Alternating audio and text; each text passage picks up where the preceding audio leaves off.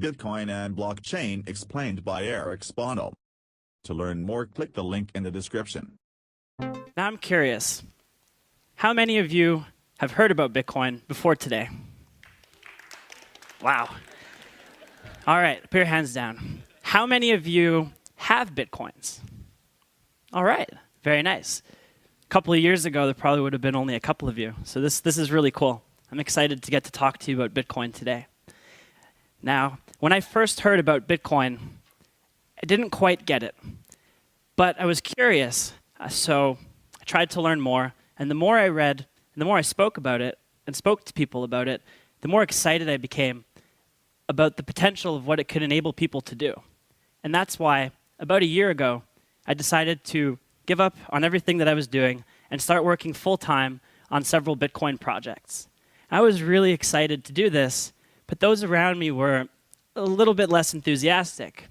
My parents were worried that I was getting sucked into a Ponzi scheme. My friends, they warned me not to take this magic internet money too seriously. And I can understand these concerns. I mean, there are a lot of misconceptions about Bitcoin.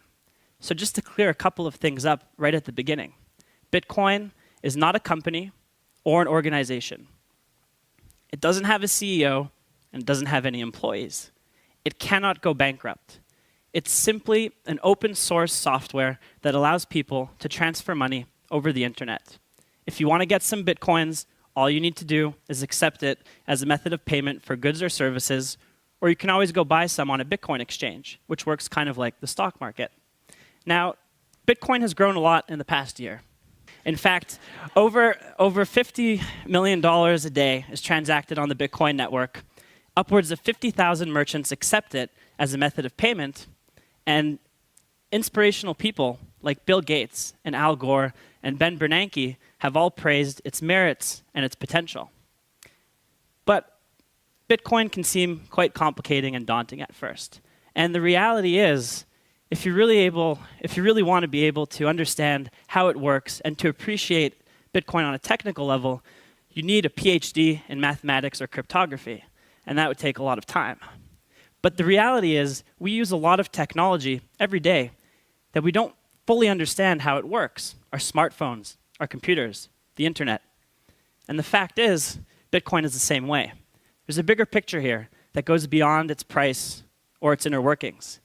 Bitcoin is the idea that we can take back power and control of our money, and that we can transact in a better way. Now, simply put, Bitcoin is two things. It's a digital currency and an international payment network where this digital currency can be transferred. And I know what you're thinking. We already have currencies, and we already have payment networks. So what's the big deal? Well, in fact, we also already have digital currencies. If you consider the fact that only 11% of all US dollars exist in physical printed form, and the rest are simply digital balances in bank accounts, which is very similar to Bitcoin, actually. So before we look at why Bitcoin is different from what we have and what its benefits are, it's important to understand the current systems that we use today. Currencies are managed by central banks and governments. We trust that these entities will protect the value of our currencies, and that's why the $20 bill you have in your pocket isn't really worth $20. The plastic that it's printed on isn't worth much at all. But we trust the government that backs it. And we trust them and give them the power to manage this currency and fight against inflation by, well, giving them the ability to print as much as they want. And we hope that they won't print too much. As for payment networks, we rely on centralized institutions like banks and other financial companies like credit card processors. We trust them with our personal data, and we trust that they'll initiate our transactions and process them on time. And I've used the word trust a lot, and the fact is, we give them a lot of trust, blind trust, and we give these central entities a lot of power as well. And the fact is, times are changing today. While we're giving all of these entities blind trust, the reality is only 14% of people in the United States, at least, really, truly have great trust in their governments. And even less people have great trust in financial institutions. But again, they're controlling our money. They're printing it. They're transacting it. This is a problem. Around the world, governments have breached this trust. In fact, in some countries, they've been hit with hyperinflation, upwards of 12,000% per year in Argentina and millions of percentage points. It's unfathomable.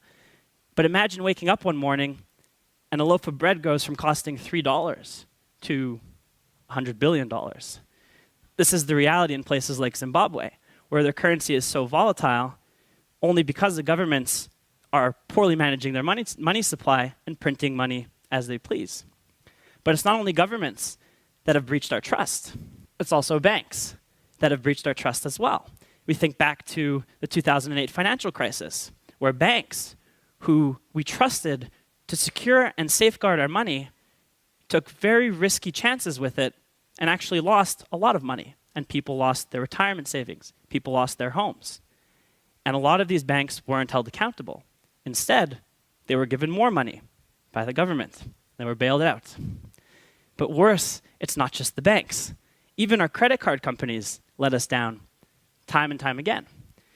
It seems like every week there's a news story about tens of millions of people's personal information that's just been stolen and used for fraudulent purposes. So while in theory, having a currency managed by a central entity like a bank or government and having payment networks that are overseen by all of these financial institutions, well, in reality, they're taking advantage of the power that they have, and we're the ones that have to pay the price.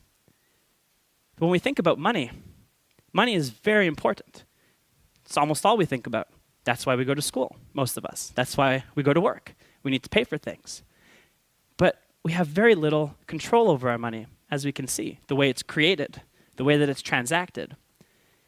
Now, people have tried for years, many years, decades even, to find a way to create a currency and a payment network that can exist outside of these typical control structures.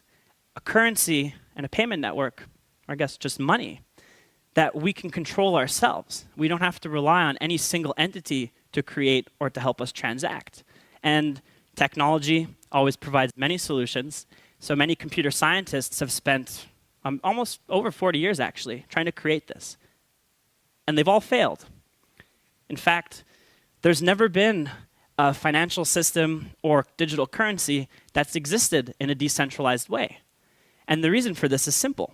The reason we trust governments and we give them the power to create our money is because, well, if they didn't do it, who would? Where would this money come from? If we didn't have financial institutions to process all of our payments and banks to store our funds, well, who would do it?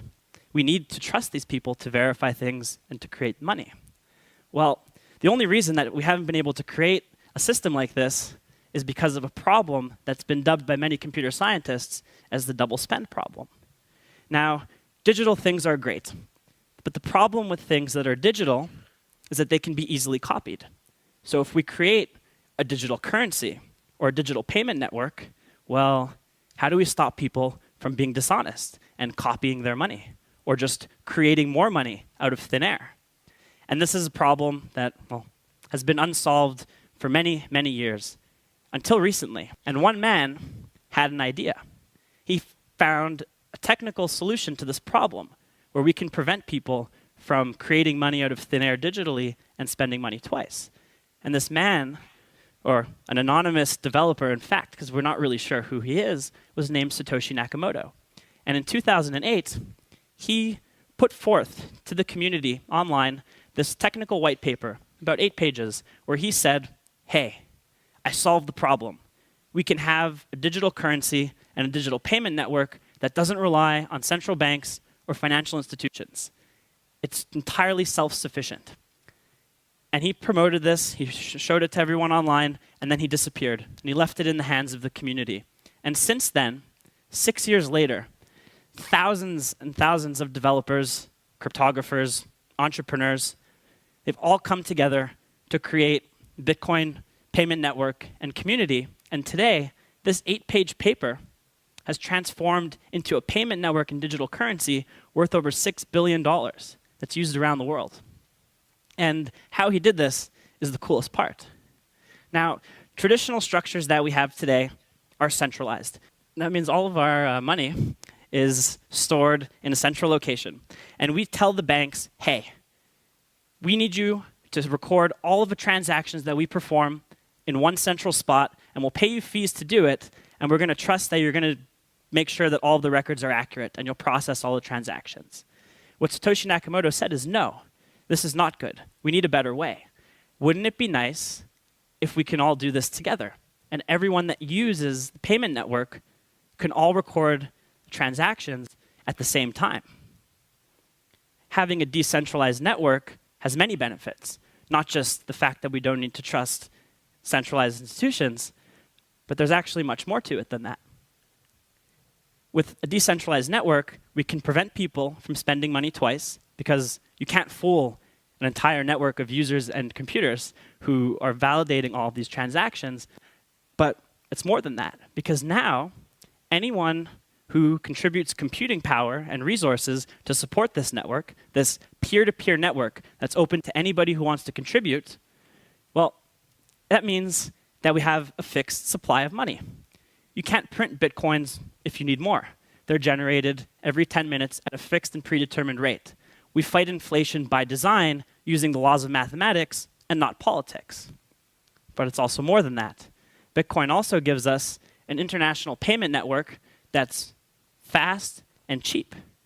Bitcoin does what payment processing companies charge billions of dollars a year to do, but it does it more efficiently and cheaper. In fact, all the Bitcoin network needs to operate is the internet and people that want to use it. It can exist entirely outside of the infrastructures of law and finance, which is important in areas that have political instability. Recently, in Ukraine, well, there's been a lot of political instability, and what people have done is they've turned to Bitcoin, and they said, hey, we can raise money from around the world very easily, very quickly, without any restrictions, because you can't, with Bitcoin, transactions can't be blocked. You can send money to anyone, anywhere in the world, and it's really easy. In fact, I'm going to go and send her 50 cents right now.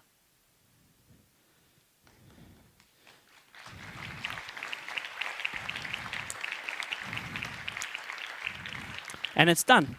I just sent 50 cents to Ukraine, and I paid 5 cents in fees. It was near instant. You can't send a PayPal transaction to Ukraine. You can't send money there very easily at all, but we just did. Now, what can Bitcoin do to help us today? How can it change the way that things work in a really practical sense? Let's look at identity theft. This is a problem that's very large around the world. Annually, $21 billion are lost by businesses, and 1 in 10 people will be affected. The most common way of getting your identity stolen is by having your credit card information stolen from a database or your banking information. Now, how many of you have downloaded a digital product in the last year, an app, a song, a movie? You all had to pay with a credit card, but you didn't receive anything physical. There's no reason for you to provide your name, your address. You're just downloading something. But the way that credit cards were designed to work, way back in the 1950s, way before the internet was invented, was this way. So we're stuck using it and putting our information at risk. With Bitcoin, well, you don't need information like your address to buy digital products. You can just click and purchase them, which makes life a lot easier, but safer. And it's the same thing for bank transactions. If you want to send a wire transfer, this is all the information that you need. It's very invasive for yourself, but also for the person you're sending money to. With Bitcoin, this is all that you need to send a transaction. So again, it's secure by design. It's safe because it doesn't require you to trust your information. It doesn't take it in the first place. Another great thing about the technology, as we just saw when I sent 50 cents to Ukraine, is that, well, the network doesn't care how much money you're sending or where you're sending it to. It doesn't charge you more for doing that. So if you want to read an article on the internet, why subscribe for a 3-month subscription? Why not just pay a couple of cents to read the article? Well, credit card fees would be very extreme and it wouldn't make it worth it, but with Bitcoin you can. And the Chicago Sun-Times has actually started accepting Bitcoin payments for articles.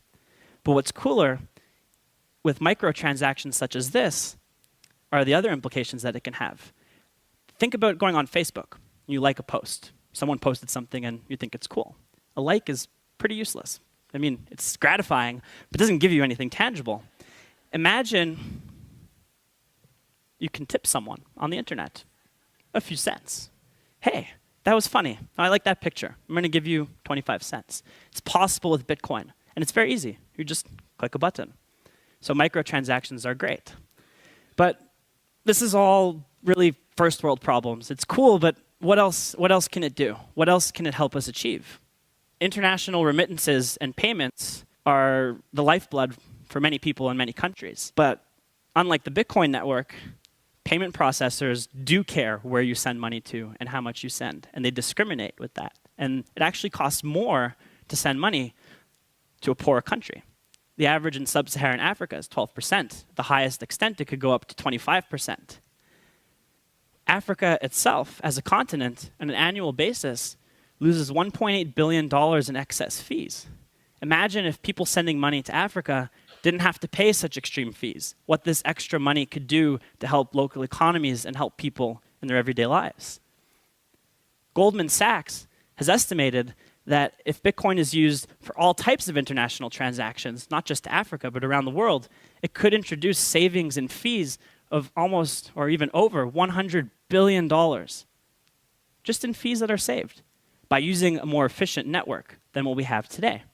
Now, this financial network that Bitcoin has created is very useful and very fast and very cheap, but it's also very inclusive. And there's a big problem in the world today. We're looking at high fees and we feel like we're getting ripped off, but there's some people who would be happy to get ripped off by payment processing companies and banks just to have access to a financial system. Because the reality is, there's a lot of people that don't have any access to any financial systems whatsoever. A lot. Well, there is some good news in this circumstance. They may not have access to a financial institution, but they do have access to telephones. And with Bitcoin, they can have a bank in their pocket by connecting to an international payment network that's free to use, cheap to send money with, and easy to access. There's a lot of projects going on right now to help bring this payment functionality to cell phones in Africa and around the world, and they're making great progress. So to conclude, I have to ask, why does Bitcoin matter? And simply put, it matters because it allows us to transact freely. We can send money to whoever we want, wherever they are, with no restrictions. It cannot be blocked. We can transact safely because the network requires a minimal amount of information. It's efficient. But more than anything, we can take back power and control of our money and reduce the amount of trust that we need to put into central points of failure. And this is profound because, like I said, money is important. And we want to make sure that we can keep control of it and that we really ultimately have the power to do what we want with our money. And it can't be taken away from us when we can't have transactions blocked. Thank you.